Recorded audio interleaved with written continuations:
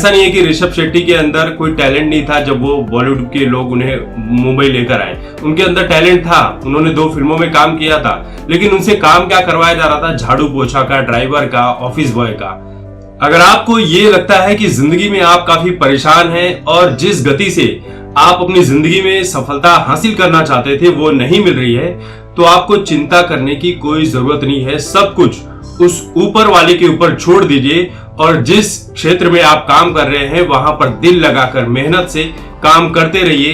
एक न एक दिन आपके कदम सफलता जरूर चूमेगी और इतनी बड़ी लेवल पर चूमेगी कि दुनिया देखते ही रह जाएगी। क्योंकि जिंदगी को कोसने वाले, हर वक्त रोने वाले लोग जिंदगी में कभी भी तरक्की नहीं करते हैं। ये बात बिल्कुल भी सच है। और कुछ ऐसी ही कहानी है कांतारा बनाने वाले हीरो की, यानी कि ऋषभ शेट्टी की, जो मुंबई तो अपने गांव से हीरो बनने के लिए आए थे, लेकिन वहां पर मुंबई में उन्हें प्रोड्यूसर का ड्राइवर बना दिया गया, ऑफिस में ऑफिस बॉय का काम दे दिया गया, झाड़ू पोछा का काम दे दिया गया और थक हार कर निराश होकर वो अपने गांव लौट गए।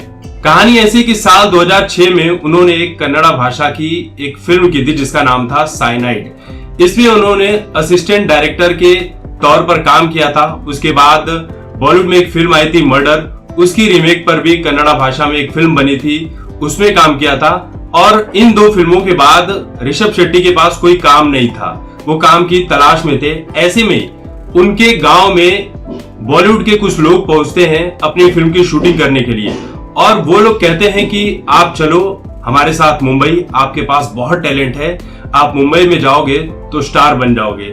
तो वो लोग ऋषभ शेट्टी को अपने साथ मुंबई लेकर आते हैं, लेकिन फिल्मों में काम दिलाने की जगह पर, मौका देने की जगह पर ऋषभ शेट्टी को प्रोड्यूसर का ड्राइवर बनना पड़ा, ऑफिस में ऑफिस बॉय का काम करना पड़ा, झाड़ू पोछा लगाना पड़ा, एक ऑफिस से दूसरे ऑफिस जो काम होता है, एक तरह से कुरियर बॉय तक का काम करना पड़ा। तो ये सारे काम करने पड़े और वो काफी परेशान हो गए। ऋषभ शेट्टी जो थे उन्हें एडिटिंग में बहुत शौक था, वो एडिटिंग करना चाहते थे। उन्होंने जिसके यहाँ पर काम कर रहे थे उनसे बात की कि मुझे एडिटिंग का बहुत शौक है, मुझे काम करना है। तो उन्होंने कहा ठीक है, मैं तुम्हें एक जगह पर भेज रहा हूँ, वो लोग तुम्हें एडिटिंग सिखा भी देंगे और वहां पर बहुत अच्छे अच्छे बॉलीवुड के बड़े बड़े एडिटर्स भी हैं। जब ऋषभ शेट्टी वहां पर पहुंचे तो उन्हें पता था कि उनके साथ वहां पर क्या होने वाला है। उनके साथ वहां पर भी वही सलूक किया गया, वही ऑफिस का काम, वही ड्राइवर का काम, ये सब सारी चीजें उनसे करवाई गई। अब जो है ऋषभ शेट्टी जो है इन सब चीजों से थक हार गए, निराश हो गए, परेशान हो गए और फिर परेशान होकर अपने गांव लौट आए।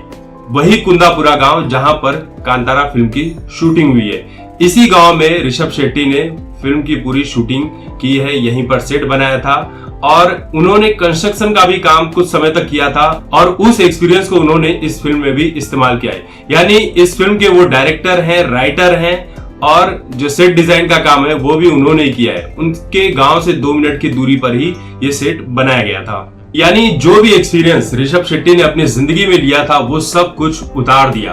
यानी कि जितने डॉट्स होते हैं उन सभी डॉट्स को कनेक्ट किया और फिल्म बना दी कांतारा। ये इतनी बड़ी फिल्म हिट हो गई है कि लोग इसे देखकर पागल हो गए हैं। प्रभास ने तो इस फिल्म को 2 बार देख लिया है। आप सोच लीजिए कि जब प्रभास जैसा एक्टर जो अपने बिजी शेड्यूल से टाइम निकालकर ये फिल्म देख रहा है वो भी 2-2 बार, तो आप समझिए कि ये फिल्म कितनी बेहतरीन बनी है। इस फिल्म को सिर्फ सिनेमाघरों में ही एक्सपीरियंस किया जा सकता है। अब आप सोच लीजिए कि आउटसाइडर का करियर किस तरह से बॉलीवुड में समाप्त किया जाता है, उसे मौका नहीं दिया जाता। ऐसा नहीं है कि ऋषभ शेट्टी के अंदर कोई टैलेंट नहीं था जब वो बॉलीवुड के लोग उन्हें मुंबई लेकर आए। उनके अंदर टैलेंट था, उन्होंने 2 फिल्मों में काम किया था, लेकिन उनसे काम क्या करवाया जा रहा था? झाड़ू पोछा का, ड्राइवर का, ऑफिस बॉय का।